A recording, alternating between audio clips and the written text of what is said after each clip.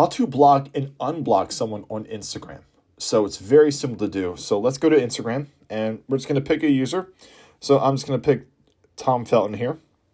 And so you want to come to their profile and you want to go to the three dots at the top right corner. And you're going to get a bunch of different options here, but we're going to focus on blocking them. So we're going to just go ahead and choose block. It'll tell you what's going to happen once you do block the person. So we're just going to go ahead and hit block.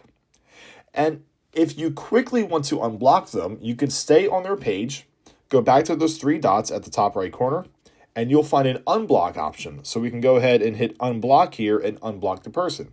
But if you find yourself wanting to unblock them further down the line, you have to go into your settings just in case you forget who it is. So go ahead and we're going to back out of here. Go to your profile at the bottom right-hand corner, and then go to those three bars at the top right corner. So from here, you're going to be in your settings and all these other things, and you want to scroll down until you see under the section who can see your content, and just go to your blocked area. And as you see, I have the account that I just blocked, and we can go ahead and hit unblock from this point, and it will tell you what happens when you unblock someone.